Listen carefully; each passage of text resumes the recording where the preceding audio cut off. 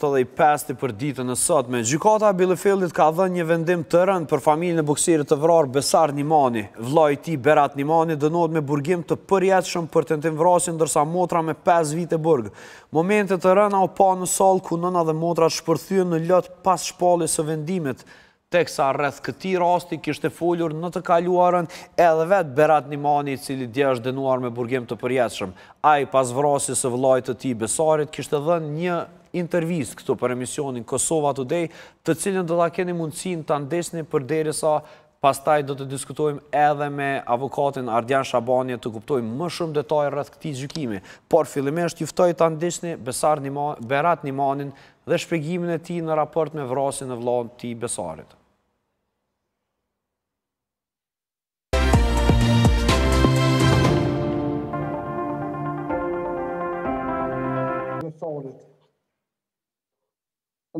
Ka pas Besarit e kjus në mini market ato, në para gjinozës në Bielefeldit, është beru sulje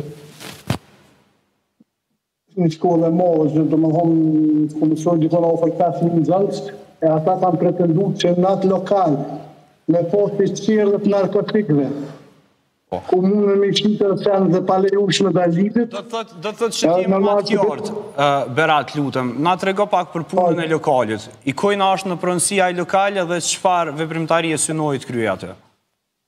Lokali u konë me të përgjysh, dhe më thonë Besari e ka post me vllaun e njënës të këtyne ratëve. Me vllaun e njërit prej të dyshuarve? Po, këti Hysen Akurt, ora vjesh njënës ato. Po, Hysen Akurt, po? Akurt, po. Me të e ka post lokalin, edhe ata e kanë menu që nështë edhe me qatë idejen ime të përgjysh me qelat lokal, që me bosi qerdhët narkotikve dhe me shqitë sa ma letë të tritë në shkollë. Qëfar lokali është ai? Edhe ku gjindet? Po, ja kam propozu. Lokali gjindet për botë shkollës, do më thonë gjimnasët është peru shulli, i thënë këto nuk e di që është në shkollës mesme. Së mesme, po. Po. Edhe për bolla atyre, Besari nuk kanë propozu atë ide, edhe Besari ka thonë kur për jetë në senës palejushme. Edhe palejushme në kaltimi nuk shqitën. Që ato jenë fjallus diçka, edhe Besari i ka rejtë të dytë, edhe këtë dy vrasjet. Okej. Do të thotë personat do të thotë atentatorët Besari i ka rroh njerë para 3 vitesh. Para 3 vite. Ata nuk jenë pajtu me rejen që ka bu Besari para lokalit, se jenë familje modhe, ndoshta e kanë humë delin në tyre, ose autoritetin para familjes tyne, që janë në mbët vladnime se adione i konjone për vrasve. Dhe që ka ndodhi më pas, Berat? A vazhdoj të funksionoja lokal? A u drejtuat për bërë organeve të drejtësis? Vazhdoj ka vazhdu. Edhe unë i kumë propozu më tim, se ta një murë këtë përsi, për i largoj ato gjithën pranarën që ka posë, ka largu për ati lokali, edhe murë komplet vetha, po du me posë kërkën këtu në ofër meje, me mëje që më bjenë se ide kriminët. Edhe tani, mas një viti kanë martu sulme, u tentu më kollë marketi, dikur, edhe do më thonë në mishteria, o të që me hi lokal, kënë duhe në senet pa jeshme, edhe ka shqit. Do më thonë e ka shqit lokalin. Do të si pasoj e sulmeve dhe pasiguris, Besari ka shqit lokalin. Dhe aktualisht, a lokal nuk ka qenë pjesë e biznesëve ti. Jo. Por ta krija me Akurt, me vllajën e Hysen Akurt, a ka vazhdu edhe pas konfliktit? Por fat keq, po. Por fat keq e kanë, do më thonë, se kanë du dhe e farë, vloja më konë, që me unë, shok lojal, kush e ka një, si shok, ka dy si shok që, po, për mu është shumë naive, se si pas gjitha gjosha, është vloj këti Hysen Akurtit që ka ditë ku s'kën Besari. Do thot, e shortaku e ka fut në prit, themi ashtu.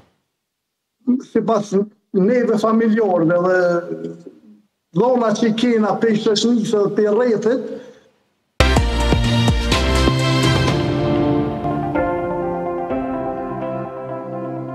Pra, këto ishin disa sekuenca nga intervista realizuar në këtë studio me zotri Berat Nimanin, i cili aktualisht është dënuar me burgim të përjetshëm si pasojë plagosjes së 3 fisht me motive hakmarrje, e cila ndodhi në ditën e gjykimit të personave të cilët akuzohen për vrasjen e ish-bokserit Besar Nimani.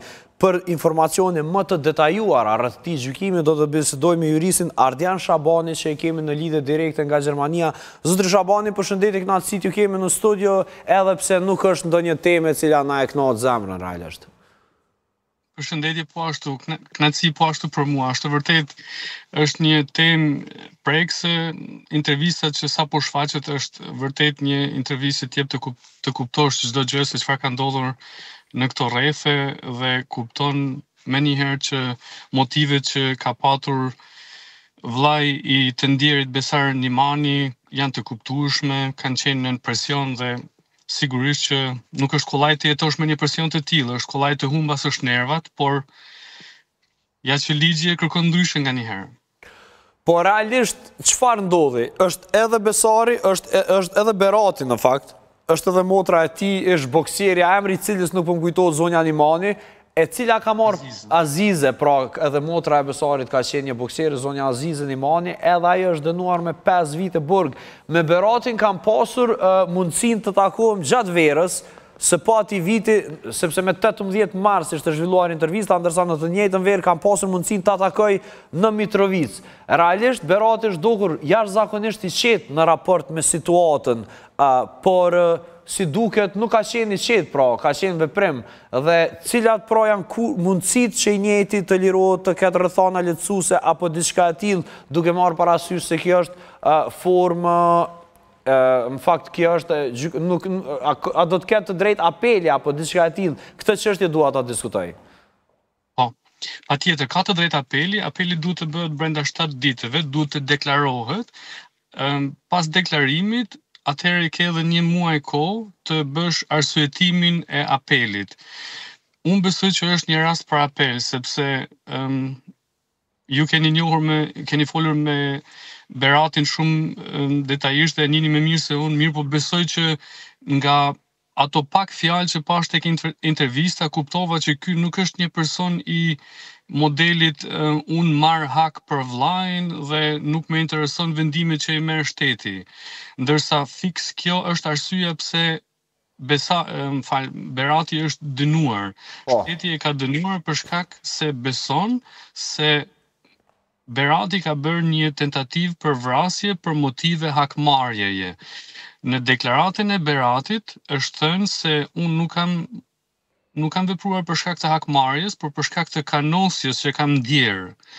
Dhe ato fjalë që i kuptuam nga intervista e Beratit, që në hyrje të bisedës sonë, ato japin të kuptosh që ka patur vërtet arsye të ndjehet i kërcënuar, sepse e para i është vrar vllai, e dyta vrasësi i dytë nuk është kapur, pra ne e dim vetëm njëri prej autorëve që ka bërë pjesë në vrasjen e vllait të Beratit, në vrasjen e Besartit është kapur, pra autori është akoma i lirë dhe ti normal që ke frikë ose ke një ndjenjë kujdesie të rritur dhe në momentin e gabuar është e mundur që ti shpreh edhe. Dhe duke marrë parasysh këto detaja, do të llogariten si rrethana lehtësuese në këtë rast për të dënuarit? Është dashur të llogaritin për mendimin tim. Unë fatkeqësisht nuk kam qenë afër procesit, nuk kam arritur të shkoj në seancat dëgjimore ku janë bërë deklaratat, mirë po me sa lexova nga artikujt, është bërë një deklaratë e shkurtër nga ana e avokates. Avokatja ka deklaruar se kam shtënë, pra e ka pranuar gjuajtjen pra një pjesë të gjuajtjeve e ka pranuar, ndërsa pjesën tjetër thotë nuk e di kush e ka bërë atë, nuk kam patur punë me atë. Dhe për ato 6 gjuajtje, për ato 6 shkrepje i ka pranuar. Mirë po thotë nuk kam bërë për arsye hakmarrjeje, por e kam bërë për shkak se kam qenë i kërcënuar, kam ndier veten në momentin konkret të kërcënuar dhe vendimi i gjykatës që është marrur jep të kuptohet që nuk i ka pranuar këto arsyetime. Atëherë, tani besoj që në shkallën e dytë duhet të mblidhen argumente më të forta që të binde gjykata konkretisht për këtë frikën të cilën e ka ndier Berati. Pra duhet ta kuptojmë, në Gjermani kemi dy lloj vrasjeve. Vrasje pa motive speciale, për shembull ti me merr vendin e parkimit dhe kacafytemi në sajt e kacafytjes unë bëj një vepër që mbaron me vdekje. Vrasje në afekt. Po, vrasje në afekt. Ajo dënohet ndryshe, dënohet më lehtë se sa vrasja që bëhet me motive të ulta. Një për tyre motive të ulta është hakmarrja. Pra gjykata nuk e ka besuar vrasjen spontane, por e ka besuar vrasjen me motive të planifikuara të ulta. Po, mirë, nga ajo që po lexoj, nga informata që po marr tani, është që normalisht personat të cilë dënohen me burgim të përjetshëm, mesatarisht lirohen pasi të plotësojnë kriteret dhe të vuajnë dënimin rreth 18 vite, por në rast të sjelljes së mirë, ky dënim mund të revokohet deri në 15 vite. Pra, realisht me bazë të këtij verdikti të cilin e ka dhënë gjykata, kjo do të jetë edhe ardhmja e Berat Nimanit. Por a besoni se mund të ketë të drejtë apeli dhe mendoni se apeli mund të llogaritë rrethana të tjera lehtësuese, zotëri Shabani, kjo është edhe pyetja e fundit për sot. Po patjetër, apeli e ka për detyrë, ka shumë detyra. Njëra prej detyrave është që ta shohë a është përdorur energji e mjaftueshme për të gjetur të vërtetën. Tani po e them në fjalë jo specifike, pra jo fjalë juridike. Shkurt, gjykata e ka për detyrë të hetojë rrethana të cilat janë edhe pse nuk janë të vërtetueshme, nuk ka prova të mjaftueshme, prapse gjykata duhet të merret me to. Në momentin që them unë jam ndier i kërcënuar, gjykata është e detyruar të më pyesë a mund të ma vërtetosh, a ke ndonjë provë e cila tregon që ti në rastin konkret ke qenë i kërcënuar. Pastaj unë mund të cek dëshmitar, mund të cek mesazhe, kam marrë këtë mesazh, kam marrë këtë shikim, kur kemi qenë në seancë jam ballafaquar në një mënyrë jo të këndshme nga ana e familjes së palës së vrasësve, dhe për këtë arsye në momentin që unë jam ballafaquar me ta në rrugë kam menduar që do të më ndodhi e njëjta sikur vllai tim.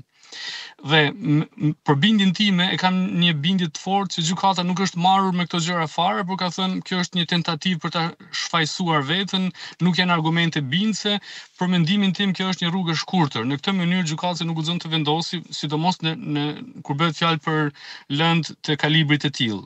Po, e qartë, zotëri Shabani, shumë faleminderit, nuk besoj se kjo do të jetë hera e vetme që diskutojmë për këtë rast specifik. Urojmë që të gjithë ata që kanë kryer krime ta marrin dënimin e merituar, posaçërisht ata që e vrojnë besarin, krenarin e shqiptarëve në Gjermani. Faleminderit që ishe me ne, zotëri Shabani. Faleminderit, kënaqësi për mua, ditë mirë.